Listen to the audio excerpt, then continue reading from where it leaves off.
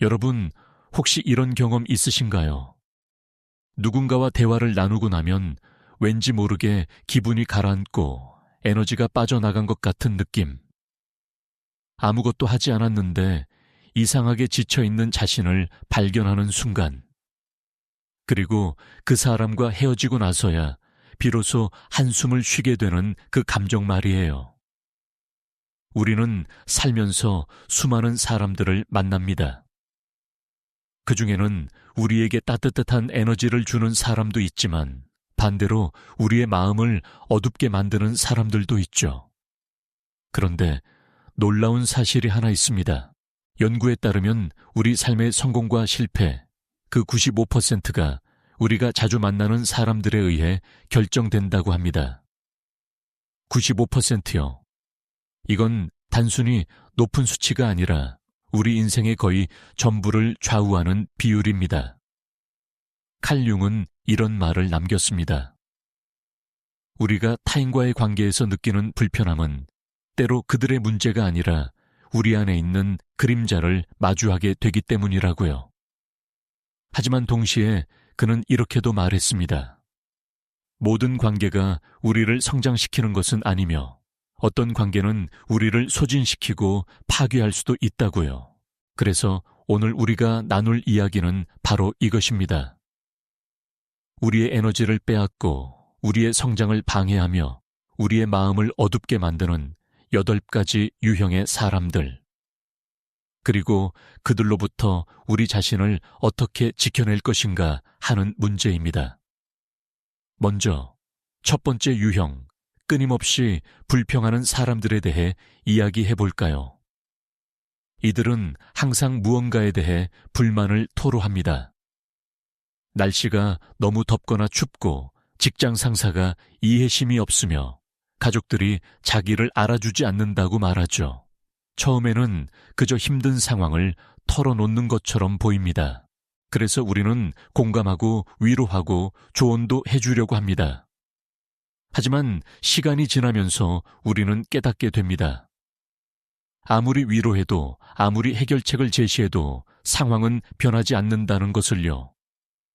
왜냐하면 그들은 사실 해결책을 원하는 게 아니기 때문입니다. 그들이 원하는 건 계속해서 불평할 수 있는 청중이에요. 그들의 부정적인 에너지를 받아줄 사람. 그리고 그 역할을 우리가 맡게 되는 순간 우리는 서서히 지쳐갑니다. 융근 집단 무의식에 대해 이야기했습니다. 우리는 주변 사람들의 감정과 생각에 무의식적으로 영향을 받는다고요. 불평하는 사람 옆에 있으면 우리도 모르게 세상을 부정적인 시각으로 바라보게 됩니다. 처음에는 그저 그들의 이야기를 들어주는 것뿐이었는데 어느새 우리 자신도 모든 것에 불만을 느끼고 있는 자신을 발견하게 되죠. 이럴 때 필요한 것은 경계입니다. 물리적인 거리가 아니라 심리적인 경계선이요. 그들의 불평을 들어주되 그것이 나의 감정까지 지배하도록 내버려 두지 않는 것. 공감은 하되 그들의 부정성에 동화되지 않는 것. 이게 말처럼 쉽지 않다는 거 저도 압니다. 특히 한국 문화에서는 정이 많고 서로를 챙기는 것이 미덕으로 여겨지니까요. 하지만 때로는 나를 지키는 것이 먼저입니다. 그들의 불평에 휘말리지 않고 짧게 듣고 부드럽게 주제를 바꾸거나 자리를 피하는 것. 이것이 첫 번째 유형으로부터 자신을 지키는 방법입니다. 두 번째 유형은 비판하고 판단하는 사람들입니다. 이들은 늘 다른 사람의 선택을 평가하고 그것이 옳지 않다고 말합니다. 당신이 새로운 일을 시작하면 왜 그런 위험한 선택을 하느냐고 묻고 안정적인 길을 가면 왜 도전하지 않느냐고 비판하죠. 당신이 결혼을 하면 왜 그 사람이냐고 묻고 결혼을 안 하면 왜 혼자 사느냐고 묻습니다. 그들에게는 당신이 무엇을 하든 항상 문제가 있어 보입니다. 이런 사람들과 있으면 우리는 점점 자신감을 잃게 됩니다. 내가 내린 결정이 정말 옳은 걸까? 나는 뭔가 잘못된 길을 가고 있는 건 아닐까? 이런 의심이 마음속에 자리 잡습니다. 융은 개성화 과정에 대해 이야기했습니다. 진정한 자기 자신이 되는 과정, 타인의 기대와 판단에서 벗어나 나만의 길을 찾는 과정이죠. 하지만 비판하는 사람들은 우리의 개성화를 방해합니다.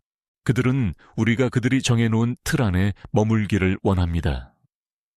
특히 한국 사회에서는 이런 비판이 더 강하게 느껴질 수 있습니다. 나이, 직업, 결혼, 자녀에 대한 사회적 기대가 명확하니까요. 하지만 기억하세요. 당신의 인생은 당신의 것입니다. 다른 사람의 기준으로 평가받을 필요가 없어요. 이들로부터 벗어나는 방법은 명확한 선 긋기입니다. 그들의 비판에 일일이 해명하거나 설득하려 하지 마세요. 그냥 웃으면서 그렇게 생각하실 수도 있겠네요 라고 말하고 넘어가세요. 당신의 선택은 당신만이 책임지면 됩니다. 그들의 승인을 구할 필요가 없어요. 세 번째, 유형남을 이용하는 사람들입니다. 이들은 항상 자기에게 필요할 때만 연락합니다. 도움이 필요할 때, 무언가 부탁할 일이 있을 때, 외로울 때만 찾아오죠. 하지만 당신이 힘들 때, 당신이 도움이 필요할 때는 어디에도 없습니다. 전화도 안 받고 메시지도 일십하고 갑자기 바빠집니다. 처음에는 알아채지 못할 수 있습니다. 친구나 지인이니까 도와주는 게 당연하다고 생각하죠. 하지만 시간이 지나면서 패턴이 보입니다. 이 관계는 일방적이구나. 나는 항상 주는 사람이고 그들은 항상 받는 사람이구나. 그리고 이런 깨달음이 오면 속상함과 배신감이 밀려옵니다. 융은 관계에서의 균형에 대해 이야기했습니다. 건강한 관계는 주고받음이 균형을 이룰 때 가능하다고요. 한쪽만 주고 다른 쪽은 받기만 한다면 그건 관계가 아니라 착취입니다. 이런 사람들은 당신을 친구나 동료로 보는 게 아니라 자신의 목적을 위한 도구로 봅니다. 이들로부터 벗어나는 방법은 아니오라고 말하는 법을 배우는 것입니다. 쉽지 않죠. 특히 착한 사람일수록 남을 도와주는 게 익숙한 사람일수록 거절이 어렵습니다. 하지만 매번 그렇다고 말하면 그들은 당신을 당연하게 여기게 됩니다. 한번 거절해 보세요. 그들의 반응을 보세요. 진짜 친구라면 이해할 것이고 이용하려던 사람이라면 화를 내거나 사라질 겁니다. 그리고 그게 답입니다. 네 번째 유형은 질투하고 시기하는 사람들임 아시언스. 당신이 좋은 일이 생기면 축하해주는 대신 은근히 깎아내립니다. 승진했다고 하면 그래도 별로 안 높은 자리잖아라고 말하고 새 차를 샀다고 하면 그거 기름값 많이 나온다며라고 말하죠. 당신의 성공과 행복이 그들을 불편하게 만듭니다. 이들은 당신이 잘 되는 것을 진심으로 기뻐하지 못합니다. 왜냐하면 그들의 기준에서 당신의 성공은 자신의 실패를 드러내는 것처럼 느껴지기 때문이에요. 융은 그림자에 대해 이야기했습니다. 우리가 인정하고 싶지 않은 자신의 어두운 면. 질투하는 사람들은 자신의 그림자를 당신에게 투사합니다.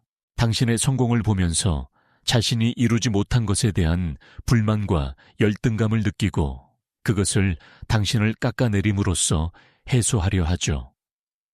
한국 사회에서는 비교 문화가 강합니다. 학벌, 직장, 연봉, 집차, 심지어 자녀의 성적까지. 모든 것이 비교의 대상이 되죠. 그래서 질투와 시기도 더욱 강하게 나타납니다. 하지만 기억하세요. 당신의 성공은 당신의 것입니다. 다른 사람의 질투 때문에 움츠러들 필요가 없어요. 이들로부터 자신을 지키는 방법은 거리를 두는 것입니다. 그들에게 당신의 좋은 소식을 굳이 알릴 필요가 없습니다. 당신의 기쁨을 함께 나눌 사람은 따로 있어요. 진심으로 축하해 줄 사람들, 당신의 행복을 자신의 일처럼 기뻐해 줄 사람들 말이죠. 에너지는 한정되어 있습니다. 질투하는 사람들에게 쓸 에너지가 있다면 차라리 당신을 응원하는 사람들에게 쓰세요. 5번째, 유형 끊임없이 드라마를 만드는 사람들입니다. 이들의 삶은 항상 혼란스럽습니다. 항상 누군가와 싸우고, 항상 문제에 휘말려 있고, 항상 위기 상황에 있죠. 그리고 당신을 그 드라마의 일부로 끌어들이려 합니다. 이 사람이 나한테 이렇게 했다며 험담을 하고 당신도 내 편이 되어달라고 요구합니다. 처음에는 그들을 도와주고 싶은 마음이 듭니다. 정말 힘든 상황에 있는 것처럼 보이니까요. 하지만 시간이 지나면 깨닫게 됩니다. 문제는 계속해서 반복되고 드라마는 끝나지 않는다는 것을요. 왜냐하면 그들은 무의식적으로 혼란을 즐기기 때문입니다. 드라마가 없으면 관심을 받지 못하고 관심이 없으면 자신이 중요하지 않다고 느끼죠. 윤근 신경증에 대해 이야기했습니다. 반복되는 부정적인 패턴, 스스로 만들어내는 고통. 드라마를 만드는 사람들은 자신의 신경증적 패턴에 갇혀 있습니다. 그들은 평화로운 삶을 견디지 못합니다. 왜냐하면 평화로우면 자신과 마주해야 하기 때문이죠. 그래서 끊임없이 외부의 혼란을 만들어내고 그 속에 숨습니다. 이들로부터 벗어나는 방법은 참여하지 않는 것입니다. 그들의 드라마에 말려들지 마세요. 누구 편도 들지 말고 중립을 지키세요. 그들이 험담을 하면 그냥 그렇구나 하고 넘어가세요. 반응을 보이지 마세요. 드라마는 청중이 있어야 계속됩니다. 당신이 관객이 되기를 거부하면 그들은 다른 곳으로 갈 겁니다. 6번째 유형, 조종하고 통제하려는 사람들입니다. 이들은 교묘합니다. 직접적으로 명령하지 않아요. 대신 죄책감, 의무감, 동정심을 이용해서 당신을 움직이려 합니다.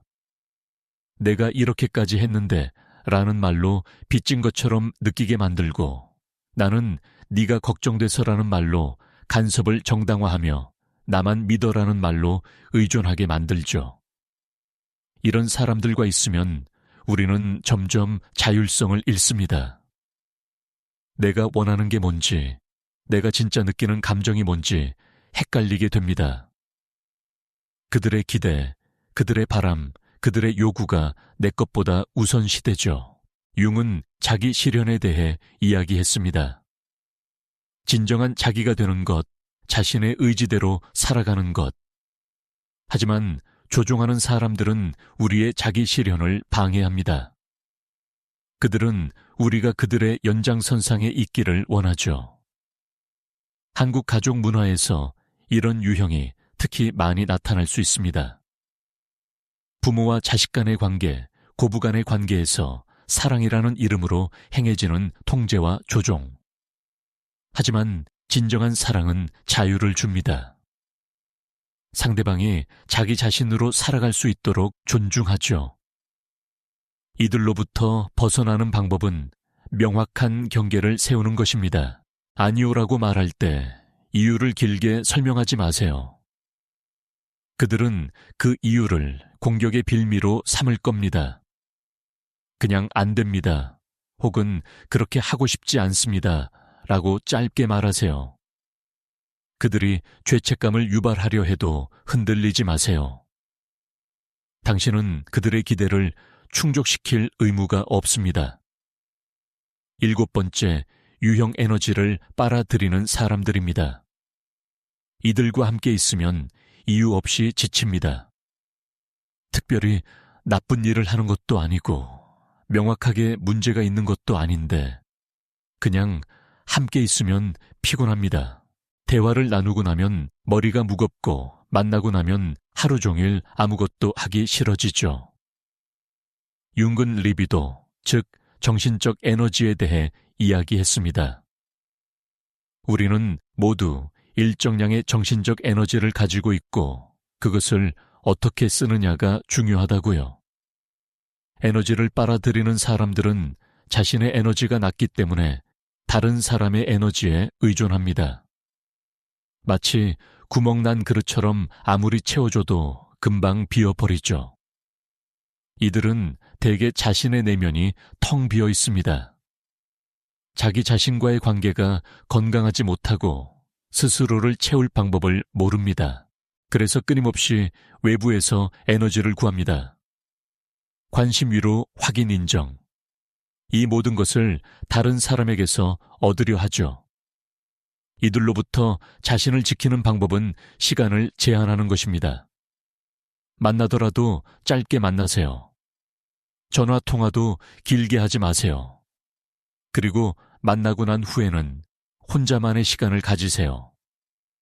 자연 속을 걷거나 명상을 하거나 좋아하는 음악을 들으면서 나만의 에너지를 회복하세요. 당신의 에너지는 소중합니다. 함부로 빼앗기지 마세요. 마지막 8번째, 유형독이 되는 긍정주의자들입니다. 이들은 언뜻 보면 좋은 사람처럼 보입니다.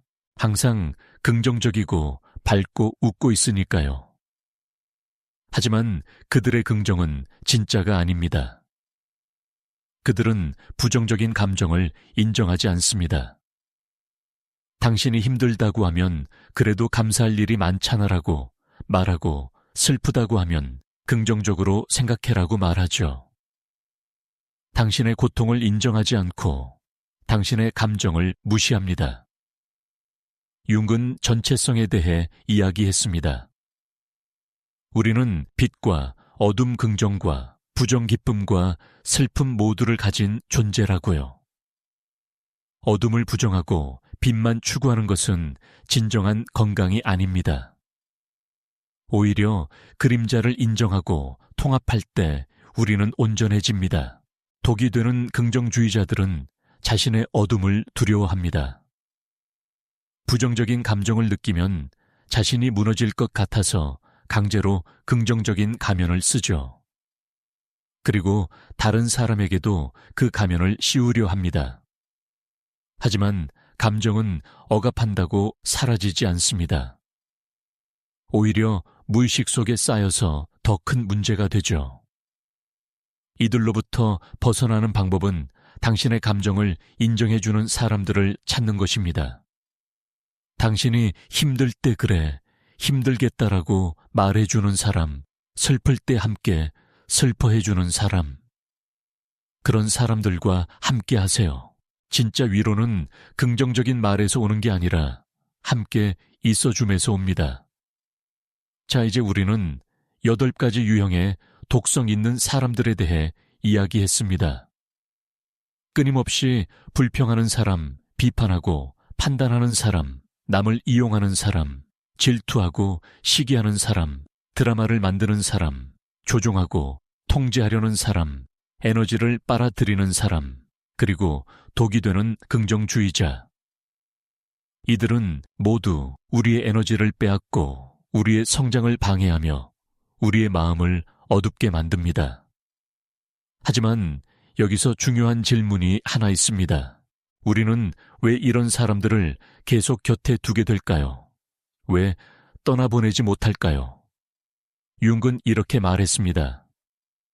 우리가 특정한 사람에게 반복해서 끌리거나 특정한 관계 패턴에서 벗어나지 못한다면 그것은 우리 안에 해결되지 않은 무언가가 있기 때문이라고요. 어쩌면 우리는 어린 시절의 상처를 치유받고 싶어서 그런 사람들을 찾는지도 모릅니다. 인정받지 못했던 기억, 사랑받지 못했던 아픔. 그래서 무의식적으로 우리를 아프게 하는 사람들에게서 그 사랑과 인정을 구하려 하죠. 하지만 상처 준 사람이 상처를 치유해 줄 수는 없습니다. 그건 우리 스스로 해야 할 일입니다. 또 어쩌면 우리는 두려움 때문에 그들을 떠나보내지 못하는지도 모릅니다. 혼자 남겨질까봐 외로울까봐, 나쁜 사람으로 보일까봐. 특히 한국 문화에서는 관계를 중시하고 정을 중요하게 여기기 때문에 더욱 어렵습니다. 그 사람과 얼마나 오래 알고 지냈는데, 가족인데, 친구인데 하는 생각들이 우리를 붙잡죠. 하지만 시간과 관계의 이름이 독성을 정당화하지는 못합니다. 오래 알았다고 해서, 가족이라고 해서, 친구라고 해서 당신을 아프게 할 권리가 생기는 건 아닙니다. 건강한 관계는 당신을 성장시키고 당신을 존중하며 당신에게 평화를 줍니다. 만약 어떤 관계가 계속해서 당신을 아프게 한다면 그것은 당신이 견뎌야 할 것이 아니라 떠나보내야 할 것입니다. 그렇다면 구체적으로 어떻게 해야 할까요? 첫째, 당신의 감정을 인정하세요. 이 사람과 있으면 불편하다, 지친다, 아프다. 그 감정을 있는 그대로 받아들이세요. 그것은 당신이 예민해서도 약해서도 아닙니다. 당신의 마음이 보내는 신호입니다. 둘째, 경계를 세우세요. 물리적인 거리일 수도 있고 심리적인 거리일 수도 있습니다. 만나는 횟수를 줄이거나 대화의 주제를 제한하거나 개인적인 이야기를 하지 않는 것. 작은 경계부터 시작하세요. 셋째, 아니요라고 말하는 연습을 하세요. 처음에는 어색하고 죄책감이 들 수 있습니다. 하지만 계속하다 보면 편해집니다. 그리고 놀랍게도 당신이 아니요라고 말할 수 있게 되면 진짜로 그렇다고 말하고 싶은 것들이 명확해집니다. 넷째, 당신을 지지해주는 사람들을 찾으세요. 당신을 있는 그대로 받아들이고 당신의 성장을 응원하며 당신과 함께 있을 때 편안한 사람들. 그런 사람들과 더 많은 시간을 보내세요. 좋은 관계가 나쁜 관계를 대체합니다. 다섯째, 자기 자신과의 관계를 강화하세요. 혼자 있는 시간을 두려워하지 마세요. 오히려 그 시간을 즐기세요. 책을 읽거나 산책을 하거나 일기를 쓰거나 명상을 하면서 자기 자신과 대화하세요. 당신이 당신의 가장 좋은 친구가 되세요. 윤근 개성화의 과정이 고독한 여정이라고 했습니다. 진정한 자기 자신이 되기 위해서는 때로 홀로 걸어가야 한다고요. 하지만 그 고독은 외로움과 다릅니다. 고독은 선택이고 외로움은 결핍입니다. 당신이 스스로를 사랑하고 스스로와 편안할 때 고독은 가장 풍요로운 시간이 됩니다. 그리고 여기서 한 가지 더 이야기하고 싶은 것이 있습니다. 우리가 독성 있는 사람들을 피하는 것은 그들을 미워해서가 아닙니다. 그들도 나름의 상처와 아픔을 가진 사람들이에요. 그들도 어쩌면 자신의 부모나 환경으로부터 그런 방식밖에 배우지 못했을지 모릅니다. 하지만 우리가 그들을 이해한다라고 해서 그들의 행동을 받아들여야 하는 건 아닙니다. 연민과 경계는 공존할 수 있습니다. 나는 당신의 아픔을 이해하지만 그것이 나를 아프게 하도록 내버려 두지는 않겠다. 이것이 성숙한 태도입니다.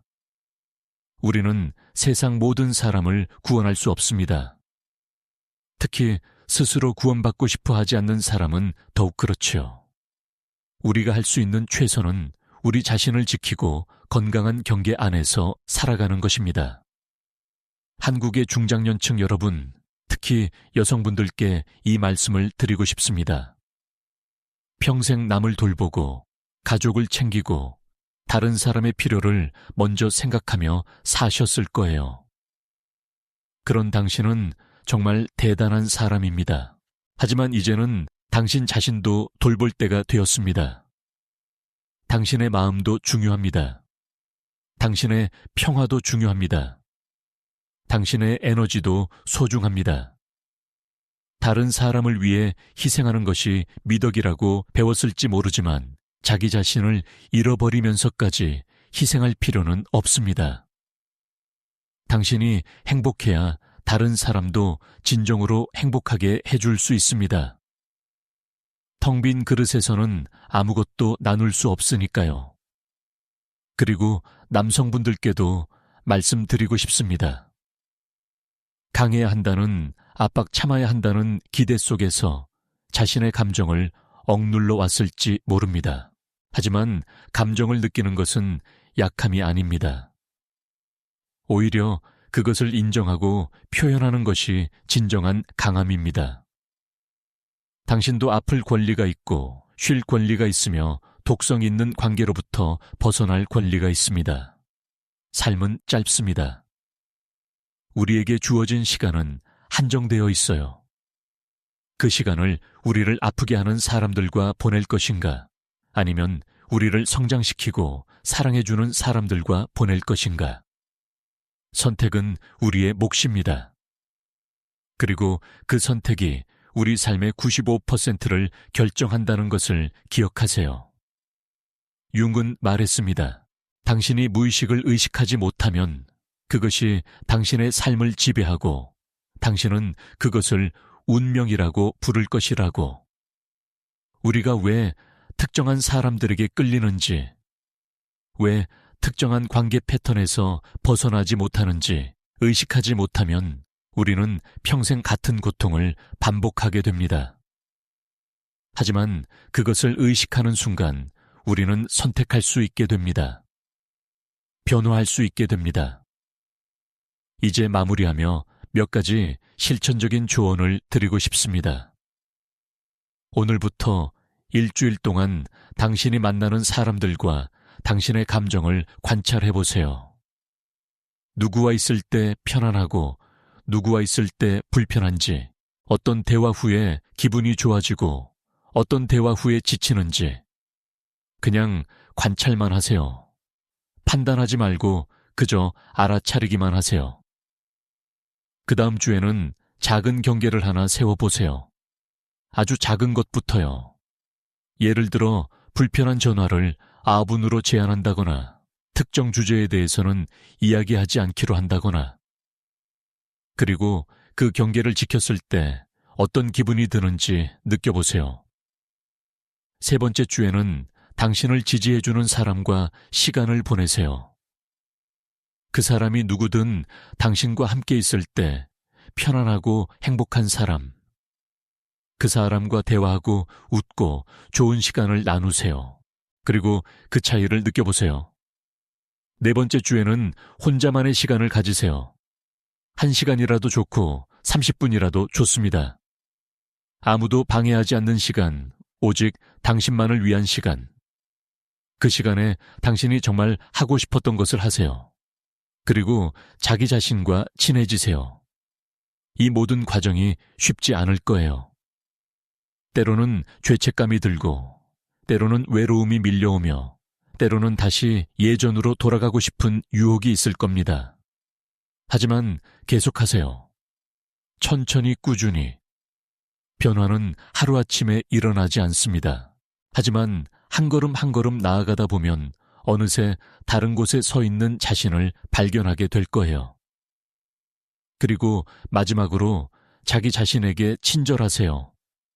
완벽할 필요 없습니다. 때로는 실수하고, 때로는 경계를 지키지 못하고, 때로는 다시 독성 있는 관계로 돌아갈 수도 있어요. 그래도 괜찮습니다. 중요한 것은 다시 일어서는 것, 다시 시도하는 것입니다. 당신은 이미 충분히 잘하고 있습니다. 융은 이렇게 말했습니다. 나는 의사가 아니라 아픈 사람이다. 나도 나 자신을 치유하려고 노력하고 있을 뿐이다. 우리 모두는 여정 중에 있습니다. 완벽하게 도착한 사람은 없어요. 우리는 모두 배우고 성장하고 때로는 넘어지고 다시 일어서면서 살아갑니다. 그리고 그 과정에서 가장 중요한 것은 우리가 어떤 사람들과 함께 걸어가느냐는 것입니다. 당신의 에너지는 소중합니다. 당신의 평화는 중요합니다. 당신의 행복은 가치 있습니다. 그것을 지키기 위해 때로는 단호해질 필요가 있습니다. 때로는 거리를 둘 필요가 있습니다. 때로는 아니오라고 말할 필요가 있습니다. 그것은 이기적인 게 아니라 자기를 사랑하는 것입니다. 당신은 당신이 생각하는 것보다 훨씬 더 강하고 훨씬 더 지혜롭고 훨씬 더 가치 있는 사람입니다. 당신은 행복할 자격이 있고 평화로울 자격이 있으며 사랑받을 자격이 있습니다. 그리고 그 모든 것은 당신이 어떤 사람들을 당신의 삶에 허락하느냐에서 시작됩니다. 오늘 이 이야기가 당신에게 작은 용기가 되었기를 바랍니다. 독성 있는 관계로부터 벗어나 진정으로 당신을 사랑하고 존중하는 사람들과 함께하는 삶. 그 삶은 가능합니다. 그리고 그것은 당신이 마땅히 누려야 할 삶입니다. 당신의 여정을 응원합니다. 당신은 혼자가 아닙니다. 우리 모두 함께 걸어가고 있습니다. 천천히 하지만 확실하게 더 나은 삶을 향해서요. 그런데 여기서 한 가지 더 깊이 들여다봐야 할 질문이 있습니다. 우리가 독성 있는 사람들을 피하고 경계를 세우고 거리를 두는 것. 이 모든 것이 중요하지만 어쩌면 가장 중요한 것은 우리 자신을 들여다보는 일일지도 모릅니다. 윤군 투사에 대해 이야기했습니다. 우리가 타인에게서 보는 것은 때로 우리 자신의 모습이라고요. 만약 당신 주변에 독성 있는 사람들이 유난히 많다면 혹은 같은 유형의 사람들과 반복해서 관계를 맺게 된다면 그것은 단순히 운이 나빠서가 아닐 수 있습니다. 어쩌면 당신 안에 그들을 끌어당기는 무언가가 있는 것은 아닐까요? 이것은 당신을 비난하려는 말이 아닙니다. 오히려 당신에게 더 큰 힘을 주려는 이야기예요. 예를 들어 볼까요? 만약 당신이 계속해서 조종하고 통제하려는 사람들과 관계를 맺게 된다면 어쩌면 당신 안에 스스로 결정하는 것에 대한 두려움이 있는 건 아닐까요? 누군가 내 인생을 대신 결정해 주기를 바라는 무의식적인 소망 말이에요. 혹은 어린 시절 부모님이 모든 것을 결정해 주셨고 당신은 그저 따르기만 했던 기억. 그래서 지금도 무의식적으로 그런 관계를 재현하고 있는 건 아닐까요? 또 만약 당신이 계속해서 당신을 이용하는 사람들을 만난다면 어쩌면 당신은 베푸는 것을 통해서만 자신의 가치를 느끼는 건 아닐까요? 내가 필요한 사람이 되어야만 사랑받을 수 있다는 믿음. 그래서 무의식적으로 나를 필요로 하는 사람들을 찾고 그들에게 계속 주면서 그것을 통해 나의 존재 가치를 확인하려는 건 아닐까요? 이런 질문들이 불편할 수 있습니다. 왜냐하면 그것은 우리가 피해자가 아니라 공동 창조자라는 것을 의미하기 때문이죠. 하지만 바로 그 지점에서 진짜 변화가 시작됩니다. 내가 무의식적으로 만들어낸 패턴을 의식하게 되면 나는 그것을 바꿀 수 있습니다. 하지만 그것이 그저 운명이거나 타인의 잘못이라고만 생각한다면 나는 영원히 같은 자리에 머물 수밖에 없죠. 융은 그림자 작업에 대해 많이 이야기했습니다. 우리가 인정하고 싶지 않은 자신의 어두운 면들, 우리가 부끄러워하는 욕망, 우리가 숨기고 싶은 약함, 우리가 인정하기 싫은 상처들. 이것들은 사라지지 않습니다. 단지 무의식 속으로 밀려났을 뿐이죠. 그리고 그곳에서 우리 삶을 은밀하게 조종합니다. 예를 들어 당신이 어린 시절 감정을 표현하면 안 된다고 배웠다면 당신은 감정을 억압하는 것에 익숙해집니다. 그리고 성인이 되어서도 자신의 감정을 제대로 느끼지 못하죠. 그런데 이상하게도 당신은 감정적으로 폭발하는 사람들에게 끌립니다. 왜일까요? 그들이 당신이 억압한 감정을 대신 표현해주기 때문입니다. 그들을 통해 당신은 간접적으로 당신의 그림자를 경험합니다. 혹은 당신이 항상 착한 아이 좋은 사람이어야 했다면 당신 안의 분노, 이기심, 욕심은 그림자가 됩니다. 그리고 당신은 이상하게도 공격적이고 이기적인 사람들과 관계를 맺게 되죠. 왜냐하면 그들이 당신이 표현하지 못하는 부분을 대신 드러내주기 때문입니다. 이것이 투사입니다. 내 안에 있지만 인정하고 싶지 않은 것을 타인에게서 보는 것, 그리고 그것에 강하게 반응하는 것. 만약 누군가의 특정 행동이 당신을 유난히 불편하게 만든다면 한번 자신에게 물어보세요. 혹시 나도 그런 면이 있는 건 아닐까? 내가 그것을 억압하고 있는 건 아닐까? 이 작업은 쉽지 않습니다. 우리의 그림자를 마주한다는 것은 우리가 되고 싶지 않은 모습, 우리가 부끄러워하는 부분을 인정하는 것이니까요. 하지만 융은 말했습니다. 그림자를 의식하지 못하면 그것이 당신의 삶을 지배한다고. 반대로 그림자를 의식하고 통합하면 당신은 더 온전한 사람이 됩니다. 그림자를 통합한다는 것은 그것을 행동으로 옮기라는 뜻이 아닙니다. 당신 안에 분노가 있다고 해서 화를 마구 내라는 게 아니에요. 당신 안에 이기심이 있다고 해서 남을 해치라는 것도 아니죠. 그저 그것이 있음을 인정하는 것입니다. 아, 나도 화가 날 수 있구나. 나도 때로는 이기적일 수 있구나. 이렇게 인정하는 순간 그것은 더 이상 무의식적으로 당신을 조종하지 않습니다. 한국 문화에서는 특히 그림자 작업이 어려울 수 있습니다. 체면 효도, 희생 인내. 이런 가치들이 강조되면서 우리는 자신의 어두운 면을 더욱 깊이 억압하게 되니까요. 부모님께 화가 나도 표현할 수 없고 가족을 위해 희생하는 것이 당연하며 참는 것이 미덕이라고 배웁니다. 그래서 우리의 그림자는 더욱 커지고 더욱 강력해집니다. 그렇다면 구체적으로 어떻게 그림자 작업을 할 수 있을까요? 첫 번째는 자기 관찰입니다. 당신이 어떤 사람, 어떤 행동에 강하게 반응하는지 관찰하세요. 단순히 불편한 정도가 아니라 감정적으로 크게 흔들리는 순간들 말이에요. 그것이 당신의 그림자를 가리키는 신호일 수 있습니다. 두 번째는 일기 쓰기입니다. 하루를 마무리하면서 오늘 내가 느낀 감정들을 솔직하게 적어보세요.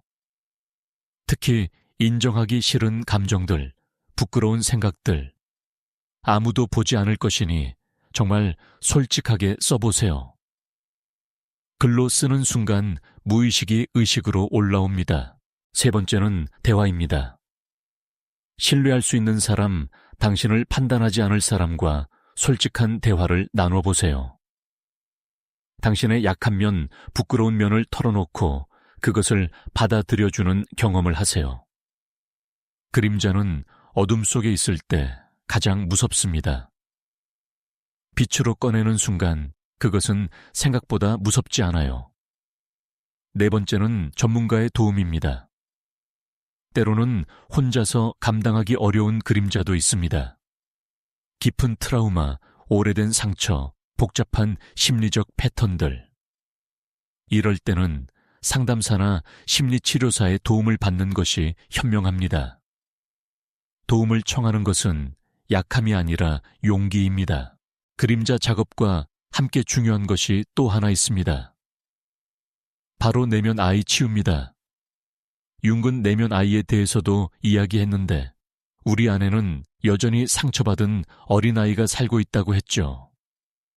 그 아이는 사랑받고 싶어 하고 인정받고 싶어 하며 안전하다고 느끼고 싶어 합니다. 하지만 어린 시절에 그것을 충분히 받지 못했다면 그 아이는 여전히 울고 있습니다. 그리고 성인이 된 우리는 그 내면 아이의 욕구를 타인을 통해 채우려 합니다. 부모님께 받지 못한 사랑을 연인에게서 구하고 친구들에게 받지 못한 인정을 직장에서 찾으며 가족에게 느끼지 못한 안정감을 재물에서 얻으려 하죠. 하지만 타인은 우리의 내면 아이를 완전히 채워줄 수 없습니다. 그것은 우리 스스로 해야 할 일입니다. 내면 아이를 치유한다는 것은 어떤 의미일까요? 그것은 과거에 상처받은 나를 위로하고 그때 필요했던 것을 지금의 내가 주는 것입니다. 어린 시절 사랑받지 못했다면 지금 나 스스로를 사랑하는 것. 인정받지 못했다면 지금 나 스스로를 인정하는 것. 보호받지 못했다면 지금 나 스스로를 보호하는 것입니다. 이것을 실천하는 한 가지 방법은 내면 아이와의 대화입니다. 조용한 시간을 가지고 눈을 감고 어린 시절의 당신을 떠올려 보세요.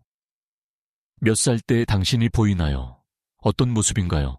어떤 표정을 짓고 있나요? 그 아이에게 다가가서 물어보세요. 네가 원하는 게 뭐니?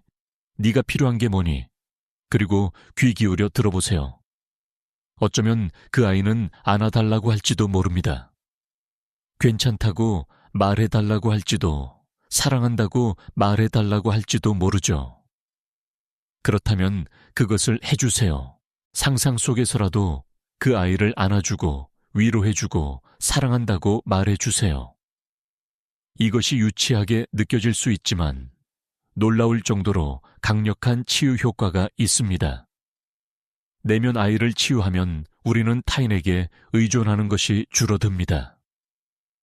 더 이상 누군가에게서 어린 시절에 받지 못한 사랑을 구하지 않아도 되니까요. 그러면 관계가 더 건강해집니다. 나는 네가 필요해서가 아니라 너와 함께하고 싶어서 너를 선택한다. 이것이 성숙한 관계입니다.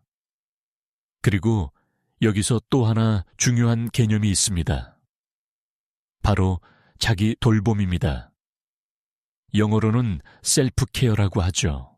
우리는 타인을 돌보는 데는 익숙하지만 자기 자신을 돌보는 데는 서툽니다.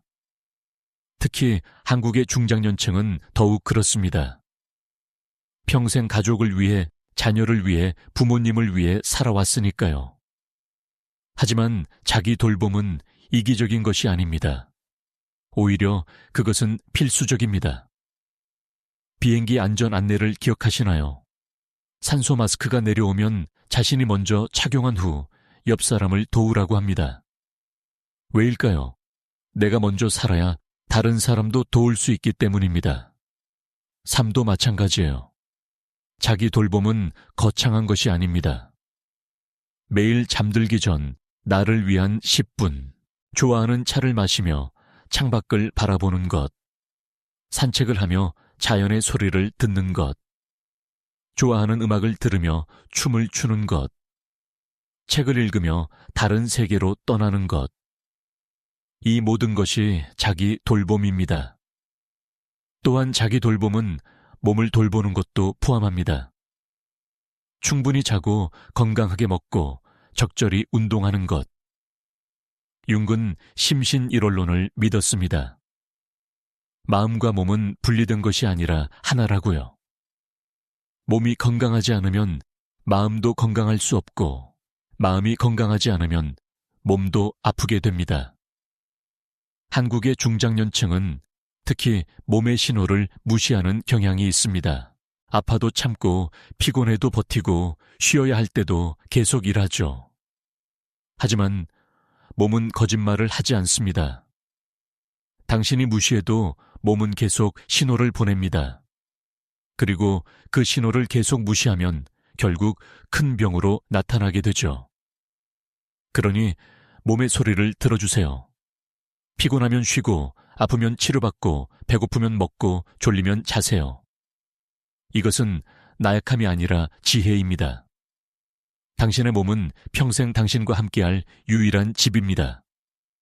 그 집을 잘 돌봐주세요. 그리고 자기 돌봄의 또 다른 측면은 자기 대화입니다.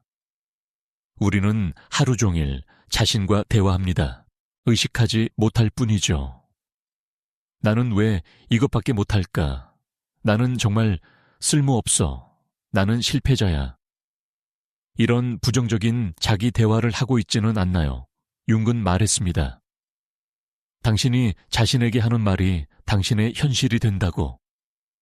만약 당신이 계속해서 자신을 비난하고 자신을 깎아내리고 자신을 미워한다면 당신의 삶도 그렇게 됩니다. 반대로 당신이 자신을 격려하고 자신을 인정하고 자신을 사랑한다면 당신의 삶도 그렇게 변합니다. 오늘부터 자기 대화를 바꿔보세요. 실수를 했을 때 나는 정말 바보야. 대신 괜찮아. 실수할 수도 있지라고 말해보세요. 뭔가 잘 안 될 때 나는 왜 이것밖에 못해. 대신 나는 최선을 다하고 있어라고 말해보세요. 처음에는 어색할 수 있습니다. 하지만 계속하다 보면 자연스러워집니다. 그리고 당신의 내면이, 당신의 삶이 조금씩 변하기 시작할 거예요. 이 모든 것, 그림자 작업 내면, 아이 치유, 자기 돌봄, 긍정적인 자기 대화. 이것들이 왜 중요할까요? 왜냐하면 이것이 독성 있는 사람들로부터 자신을 지키는 가장 근본적인 방법이기 때문입니다. 당신이 자신을 사랑하고 자신을 존중하며 자신을 돌볼 줄 알면 당신은 자연스럽게 당신을 사랑하지 않고 존중하지 않고 돌보지 않는 사람들을 멀리하게 됩니다. 당신이 자신의 가치를 알면 당신을 깎아내리는 사람들에게 영향받지 않습니다. 당신이 자신의 경계를 존중하면 다른 사람의 경계 침범을 허용하지 않습니다. 당신이 자신의 에너지를 소중히 여기면 당신의 에너지를 빼앗는 사람들과 거리를 둡니다. 모든 것은 당신이 자신과 맺는 관계에서 시작됩니다. 융은 개성화 과정의 최종 목표가 자기 실현이라고 했습니다. 진정한 자기 자신이 되는 것. 타인의 기대가 아니라 나의 본질에 따라 사는 것. 그리고 그 과정은 고독합니다. 때로는 외롭습니다. 왜냐하면 당신이 진정한 자신이 되기 위해서는 타인의 승인 없이도 걸어갈 수 있어야 하기 때문이죠. 하지만 그 고독을 견뎌낸 사람만이 진정한 자유를 얻습니다.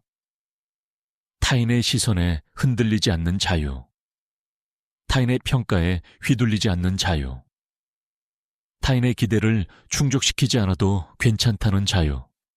그리고 그 자유 속에서 진짜 관계가 시작됩니다.